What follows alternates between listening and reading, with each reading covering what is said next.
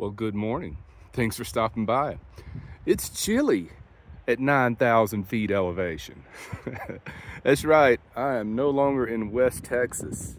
I'm in the mountains of New Mexico and had to break out the blankets last night. Here's the campsite. I still have the review of the e-bike coming up. That's not going to be for like another 2 or 3 weeks. You know, got to make sure it's good before I say it's good. Here's the backside of the campsite. There were so many elk and coyote down in this valley last night. You could hear it was so much going on between the elk whistling and the coyotes giggling, or whatever they do. Man, it was an active night. But this place is absolutely beautiful. The high today, 74 degrees. Look how big this campsite is. The wind is kicking. So when I initially got up here, I camped about a half mile up the road, and I already had a video clip done and everything.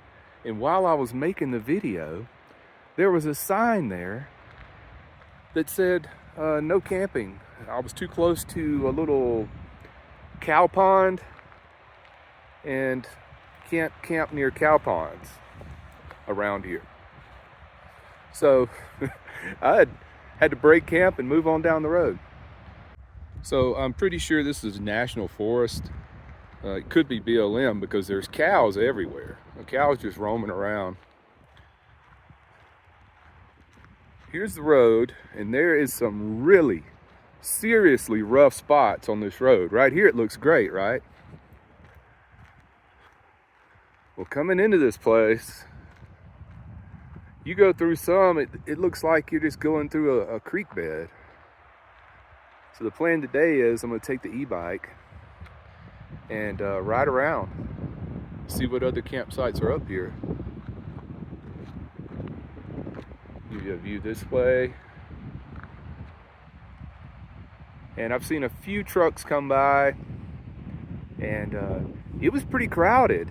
Let's see, coming in this way, up toward the entry, every site was taken. And I'm about 5 miles in the forest before I started seeing open campsites.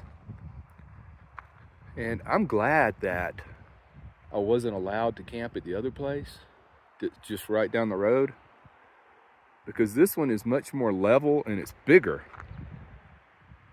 I mean, there's another little road that you could park a travel trailer on right up there. Here's a loop. And there's another little slot right over here. Looks like it'd be a great place for a camper van. But all of these sites are big. It's just not many of them are this level. I found the most level spot I could, and that's why I parked back here. And I also had to think about where I was going to put Starlink. There's no cell service here. Let's see, as far as litter goes, not too bad. It's little pieces of tissue, and there's a couple of things of aluminum foil, cans. I've seen much worse. But see, that kind of stuff, I can pick it up on my way out of here and throw it in a trash bag and take it with me. So it's not too much to handle. There's signs all over the place up here. Please don't litter. Please don't litter. All over the place. So apparently they've had problems with people trashing the place up. But not too shabby. And another thing I want to tell you about is, since I spent 5 weeks back in Georgia looking after my father, I've got a new zest for life. I mean, if I find a place that's trashed, I don't even think I'm going to say anything about it, because I'm just glad to be here. I'm just going to pick it up and go about my life. I think I got too complacent and just didn't appreciate how good I've got it. until I didn't have it anymore. It's so good to be back out here camping for a living, and that's what I'm doing. It's a great life. So I'll be here only a couple of nights. I have a package coming in, and I've got to go into a town to get it at an Amazon locker. And then after that, I think I'm going to move on to another place that looks a lot like this, that's in another forest in New Mexico. That cold snap last night's got me a little congested. It's been so long since I have had a chilly night to sleep in. I slept great, 9 hours, but I did have to get up and pull out an extra blanket. But it was hard to get up this morning. I think it got down to like 44. That's the way it gets up here. 9,000 feet elevation. And another thing, when you go up this high, everything in your van's under pressure, like bags of chips. You'll notice they puff up real tight. Well, this morning I went to open up my coffee, and you know, when you open the jar, it has that aluminum foil seal on it. And I got the back of a spoon and popped that aluminum foil, and it exploded. Coffee grounds went everywhere. So that's the way I woke up.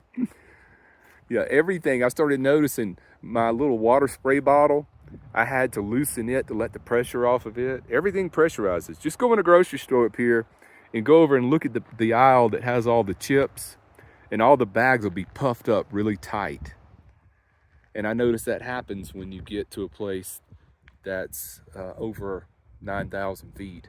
I noticed it in Leadville at the grocery store there. That's about 10,000 feet. And all of the chip bags in that grocery store are just puffed up really tight. And so keep in mind, if you have like a spray bottle of, you know, I keep spray bottles of soapy water and Clorox cleanup and all that stuff, just loosen it, let the pressure off, because those things get tight. So far, this e-bike has been awesome, but don't go buy one yet, because I'm going to have some discount codes for you in case you're in the market. Just hold off another couple of weeks, because once I do the review, I'll have those discount codes that you can use, and you can pick this bike up for a steal. You know, it's been about 3 months since I had that last e-bike, and I didn't miss it until about a month ago. And then I realized, you know, it's so nice to have an e-bike. And this one, it folds up smaller. And so that solves the biggest problem that I had, was folding it up and putting it in the trunk space in the back of the van. So it does save a lot of space. All right, my friends, that's all I've got for you today. I'm gonna go and have another cup of coffee and finish cleaning up the exploded coffee grounds.